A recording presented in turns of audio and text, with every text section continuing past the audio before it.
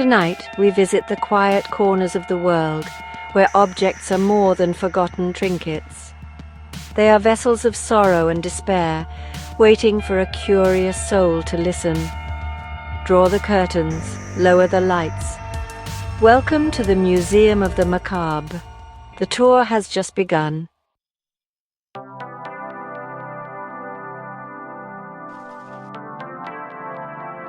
Behind this dusty glass lies the infamous Dybbuk box, a simple wine cabinet, but a vessel for a restless, malicious spirit.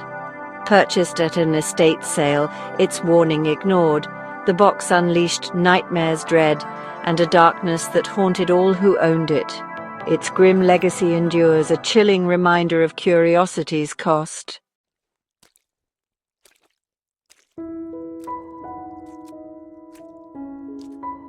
Opening the box was a grave mistake. Inside were odd relics, locks of hair, coins, a statue, a rosebud, a goblet, anchors for something sinister. The owner's life unraveled.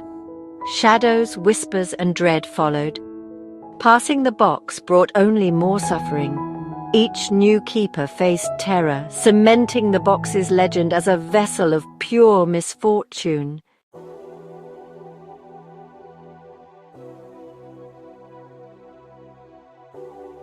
Museum curator Jason Haxton approached the Dybbuk box with caution and curiosity, treating it as a serious artifact. After consulting experts, he sealed it in a gold-lined ark, hidden away to contain its dark legend. Now it sits behind glass in a Las Vegas museum, a silent warning from the other side.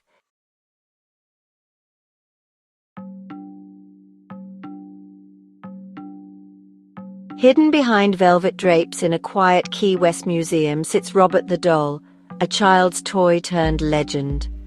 With chipped button eyes and a sailor suit, Robert's unsettling presence has haunted the Otto family since the early 1900s. Some say he moves on his own, a silent tyrant ruling from the shadows.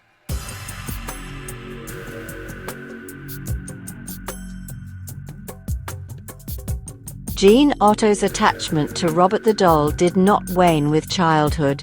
It grew into a strange, lifelong obsession that unsettled his family and, later, his wife.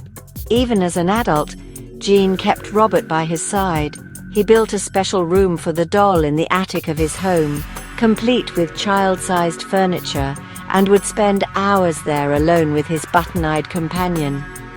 Visitors to the house, which came to be known as the Artist House, spoke of the palpable sense of being watched, of a heavy, oppressive atmosphere that seemed to emanate from the top floor where the doll resided. When Jean married, his wife was understandably disturbed by her husband's relationship with the doll.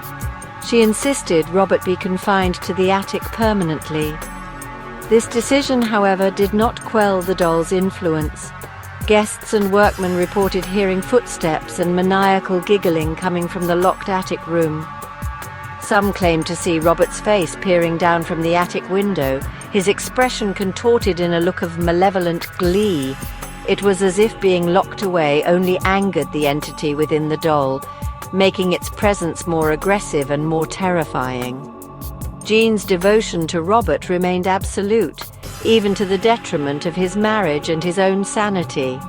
He would fly into a rage if anyone spoke ill of the doll or treated it with disrespect. He seemed to be under its thrall, a willing servant to the very thing that had terrorized his childhood. The line between Jean Otto, the man, and Robert the doll blurred, their identities intertwined in an unhealthy, supernatural codependency. Jean passed away in 1974, leaving his strange companion behind in the empty, silent house, waiting for a new family to torment.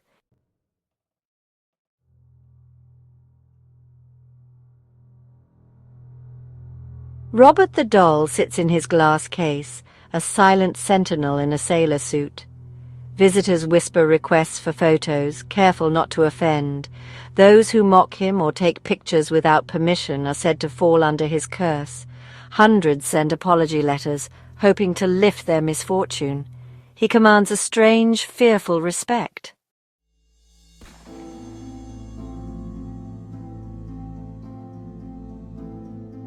In the shadowed corners of history, objects can become vessels for human misery. Consider the Bassano vase, a 15th century wedding gift, forever cursed by a bride's dying breath. Each new owner inherited not just a beautiful antique, but a death sentence. Buried in secret, its legend endures, waiting for the day it is unearthed again.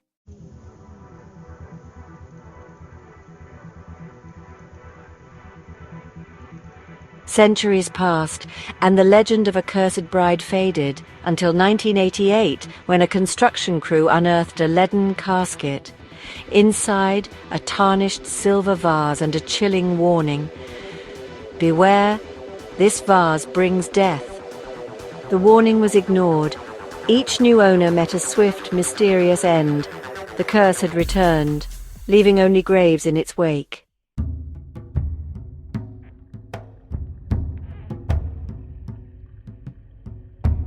The body count grew, each death tied to a single cursed object, the killer vase. Authorities were baffled. How do you arrest a curse? The families, desperate, sealed it away. Police locked it in a lead-lined box, burying it in a secret place.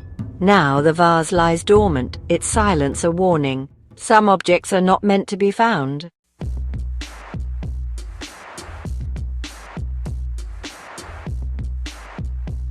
Amidst devastation, a single painting survives untouched, a portrait of a crying boy.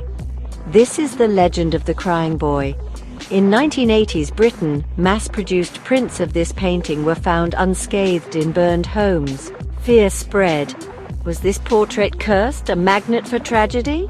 Some say the crying boy brings fire to any home that displays it.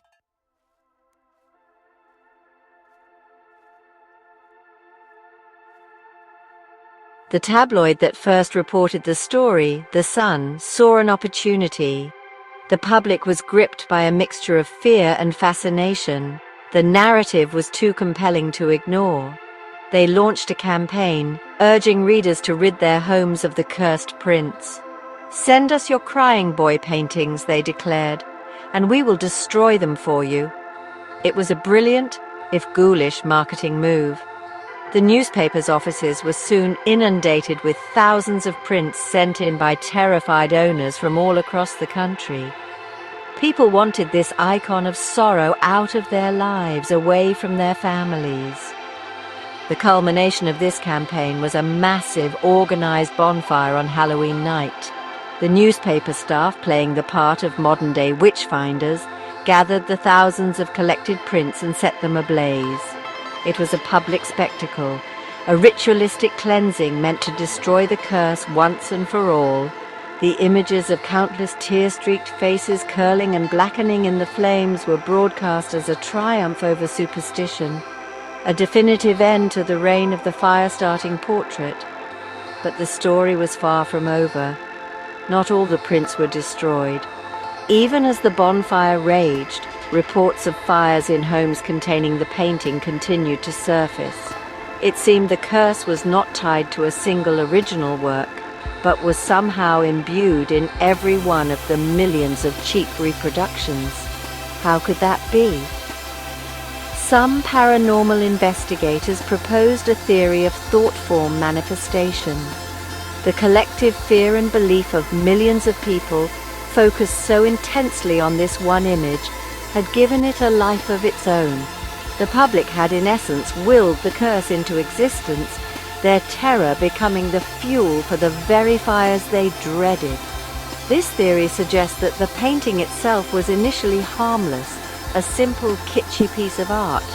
The true horror was not in the paint or the canvas, but in the power of suggestion.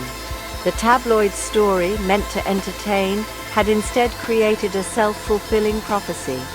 Every time a house with the painting burned down, it reinforced the belief, strengthening the curse. The crying boy became a paranormal scapegoat, a focal point for random tragedy, and in doing so, became an active participant. The fear was the spark, and the painting was the kindling.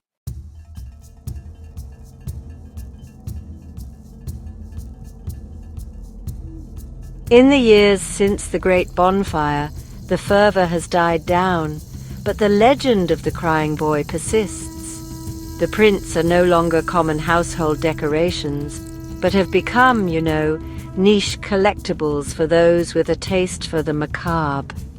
They're now sought after by ghost hunters, paranormal enthusiasts, and curiosity seekers who wish to test the legend for themselves.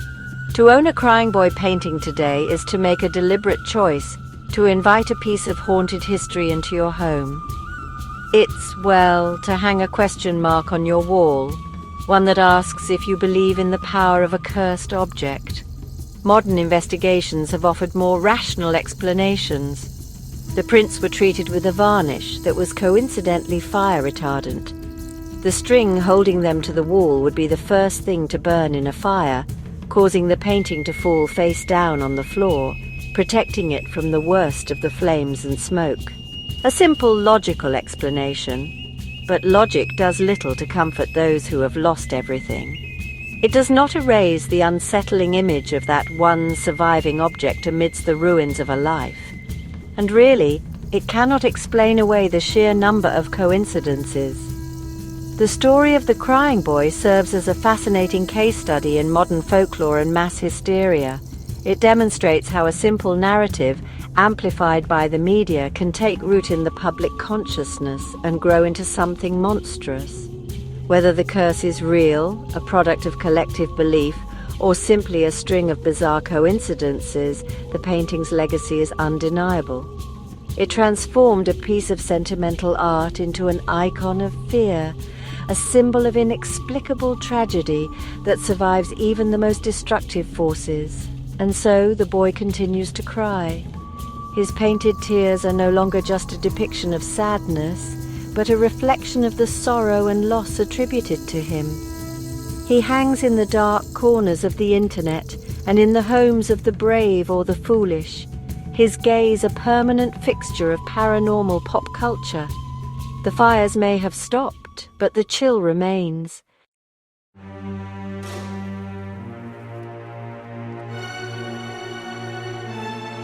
Some art inspires beauty.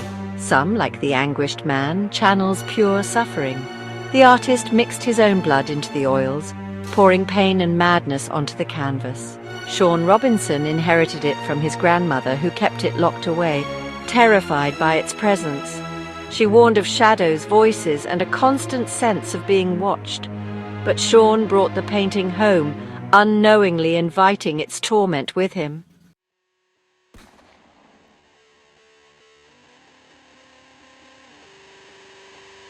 The activity began subtly, a sudden cold spot in the room where the painting was hung, the unsettling feeling of being watched when no one else was home.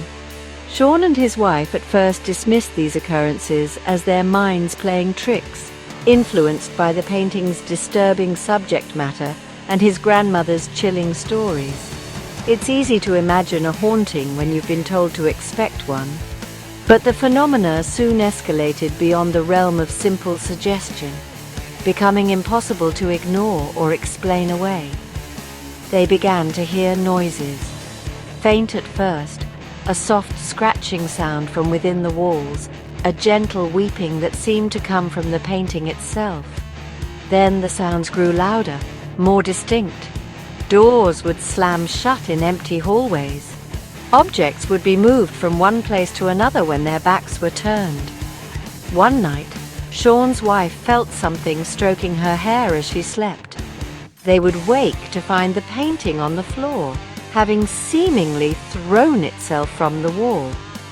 The atmosphere in their home grew heavy, thick with a palpable sense of dread and sorrow. The most terrifying manifestations were visual. They would see a dark, shadowy figure standing at the top of their stairs, a tall, thin man whose form seemed to absorb the light around it. It would watch them for a few moments before dissolving into nothing. Sean, determined to capture proof of the paranormal activity, set up a camera in the room overnight. The footage he captured was disturbing. It showed the bedroom door slamming shut with violent force, white mists appearing and disappearing, and the painting itself falling from its hook for no apparent reason.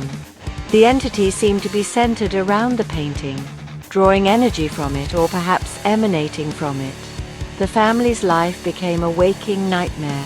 Sleep offered no respite, as their dreams were plagued by images of the anguished man from the portrait.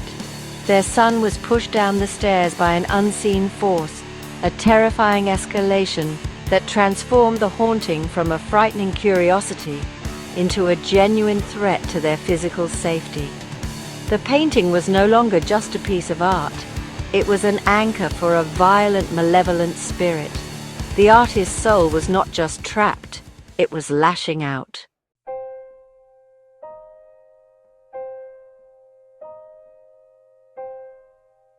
Faced with a choice between his family's safety and his ownership of this unique artifact, Sean made the only sane decision. He moved the painting out of his house and into his cellar, locking it away. The paranormal activity in his home ceased almost immediately. The oppressive atmosphere lifted, the noises stopped, and the shadowy figure vanished.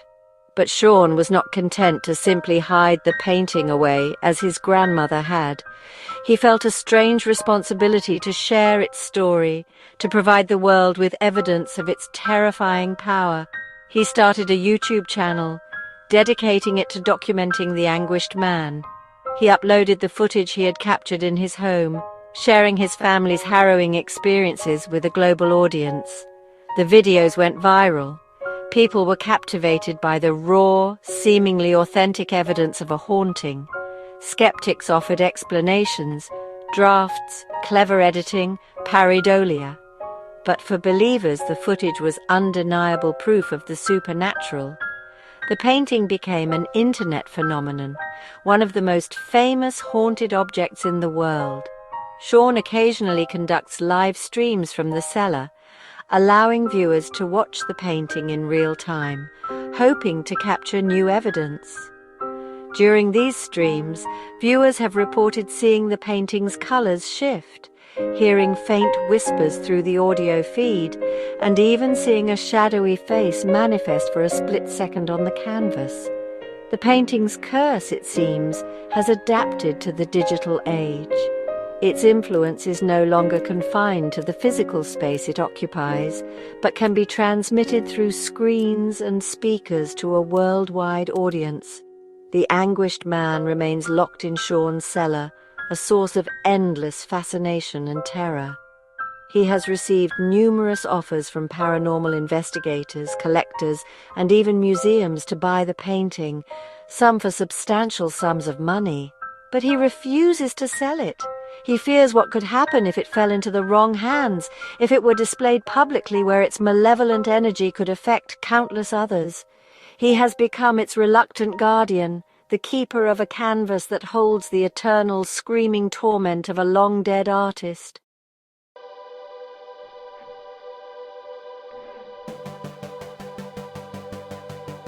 Behind reinforced glass, she waits, a grotesque mockery of innocence. They call her Annabelle, but the name belies the malevolence within. This is no porcelain nightmare, but a simple Raggedy Ann doll, a vessel for something ancient and cruel. The haunting began with subtle movements, unraveling sanity and a silent, suffocating dread.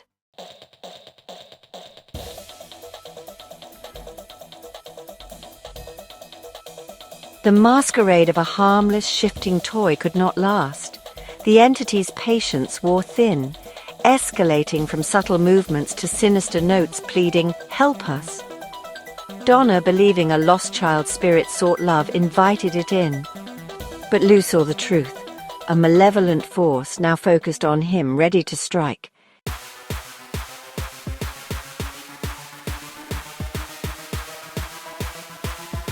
After Lou was attacked, the girls realized the doll was no innocent spirit, but a vessel for something demonic, seeking a human host. The Warrens intervened, and an exorcism was performed. The doll was locked away in a glass case, inscribed with warnings and prayers. A chilling reminder, evil can wear a smiling face, waiting for its chance to return.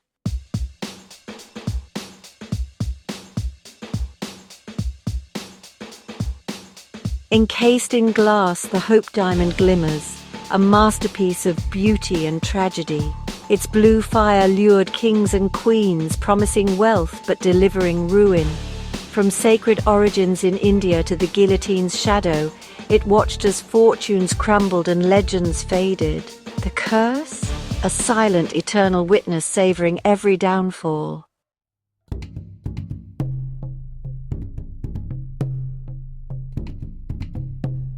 After the chaos of the French Revolution, the jewel vanished, only to resurface, recut and renamed by Henry Philip Hope.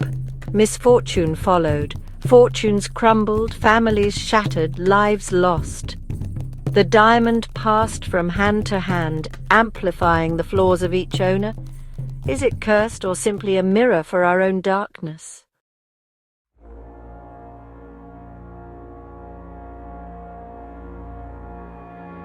Harry Winston understood the diamond's dark reputation. He didn't keep it. He donated it to the Smithsonian, trapping it behind glass on display for the world. Now, the Hope Diamond waits, its curse dormant, surrounded by crowds longing for freedom. One day its cage may break, and then it will be free again.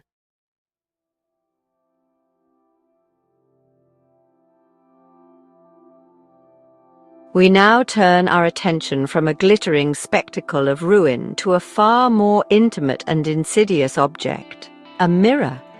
This one from the Myrtles plantation, a place saturated with the residue of human suffering. A mirror is a peculiar thing. It shows you what is, but it can also hold what was. Every face that has gazed into its surface leaves an echo, a faint psychic stain. This mirror, however, is not merely stained. It is drowned in sorrow.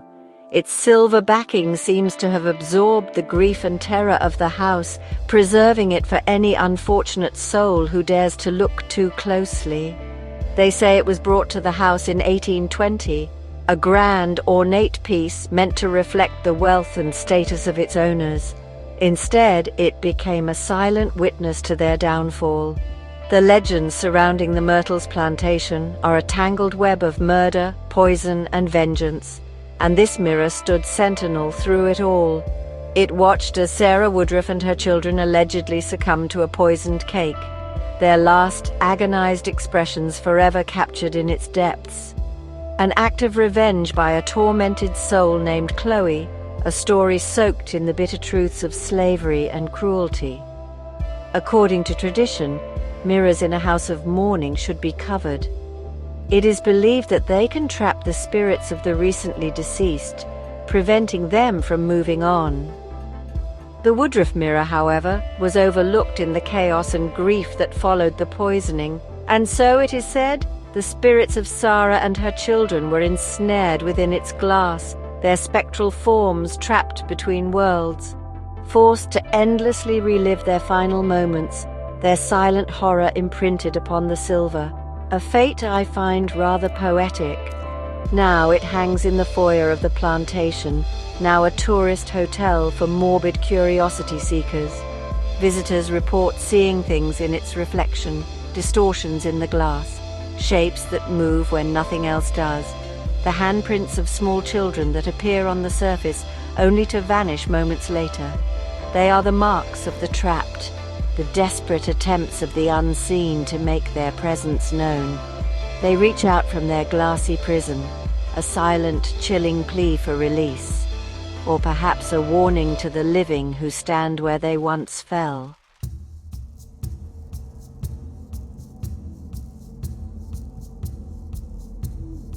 To gaze into this mirror is not merely to see one's own reflection, it is to invite the gaze of others, long dead. People speak of figures standing behind them, visible only in the glass. They describe the faces of children, pale and sorrowful, their eyes wide with a silent, eternal fear. These are not fleeting tricks of the light. They are persistent, unnerving apparitions that linger in the periphery, a chilling reminder that you are not alone. The mirror does not just reflect the room, it reflects the room's history, its population of ghosts. The handprints are the most common phenomenon, They appear even after the glass has been meticulously cleaned, small smudged prints the size of a child's hand. They are a physical manifestation of the mirror's curse, a tangible sign of the spirits trapped within. Sometimes they are faint, like a breath on a cold pane. Other times they are startlingly clear, as if a child had just pressed their hand against the glass from the other side. A desperate, silent form of communication from those who no longer have a voice. The emotional residue is palpable. Standing before the mirror, one feels a profound sense of sadness, a heavy, oppressive grief that seeps into your bones. It is the collective sorrow of the Woodruff family, radiating from the glass like a cold wave. Some visitors have been overcome, breaking down in tears for no discernible reason. They are simply reacting to the concentrated misery that the mirror has absorbed over nearly 2 centuries. It is a psychic sponge, saturated with the worst of human experience, and it wrings itself out onto anyone who gets too close. Beyond the apparitions and the emotional weight, there are the whispers, faint sounds that seem to emanate from the mirror itself, the soft crying of a child, the hushed, urgent murmur of a woman's voice. They are the echoes of the past, trapped in the glass along with the spirits. They are fragmented, indistinct, like a conversation heard through a thick wall. But they are undeniably present, a ghostly soundtrack to the visual horror show that the mirror presents. It is an object that assaults multiple senses, a complete and immersive haunting experience.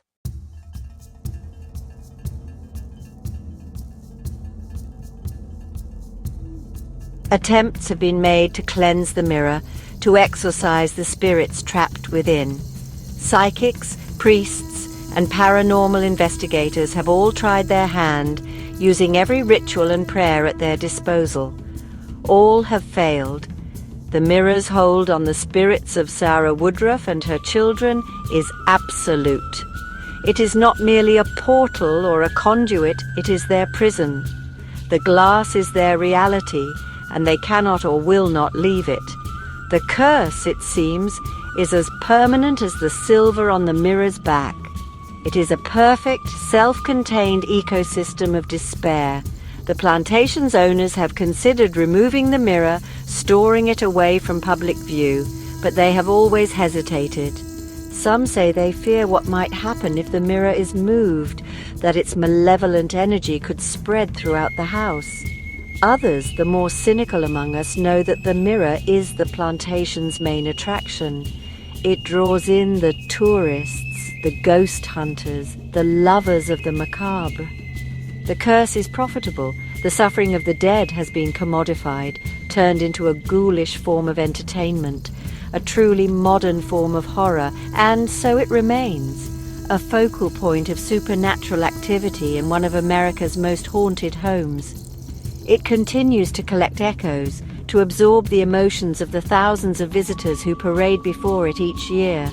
Their fear, their morbid excitement, their fleeting pity. All of it adds another layer to the mirror's already dense psychic patina. It is a living artifact, in a sense constantly evolving, growing ever more potent with each passing day. It feeds on the attention, its legend growing stronger with every new story, every new sighting. What is the mirror's ultimate purpose? Is it merely a passive vessel, an unfortunate casualty of a historical tragedy? Or is there a more sinister intelligence at play? Perhaps the mirror itself is the entity, and the trapped spirits are merely its puppets, the tools it uses to interact with our world. Perhaps it enjoys the fear it creates, savoring the terror of those who gaze into its depths. We may never know.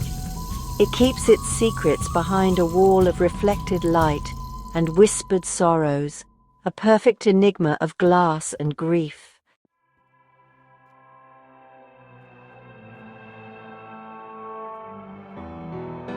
We have journeyed through darkened corridors of history, peering into the shadows that cling to these objects. We have examined the cold fire of a cursed diamond and gazed into the sorrowful depths of a haunted mirror. From dolls with vacant stares to paintings that weep and burn, each artifact tells a story of tragedy, of malice, of human folly. They are the silent narrators of our darkest chapters. Their curses a testament to the powerful residue that intense emotion can leave behind on the physical world. These are not just inanimate things. They are vessels. They are repositories of pain, anger, and despair. They have absorbed the very essence of the lives and deaths that have surrounded them, becoming more than what they were made to be. A box of wood, a ceramic vase, a canvas covered in paint. These simple materials have been imbued with a life of their own, a parasitic existence that feeds on fear and misfortune. They remind us that the past is never truly dead. It lingers in the corners, in the dust, in the cold touch of an object that has witnessed too much. These objects serve as a warning. They caution us against greed, against cruelty, against the hubris of believing we can own something that has a will of its own. They are the proof that some things are better left untouched, their stories better left untold. But human curiosity is a relentless, foolish thing. We are drawn to the darkness, fascinated by the macabre. We seek out these cursed artifacts, hoping for a thrill, a glimpse into the unknown, never truly understanding the price that others have paid for that same glimpse. So the next time you find yourself in a dusty antique shop or a forgotten corner of a museum and an object seems to call to you, be wary. Listen to the silence that surrounds it. It may not be empty. It may be filled with the whispers of those who came before you. Some objects are forgotten, others wait to be remembered. Good night.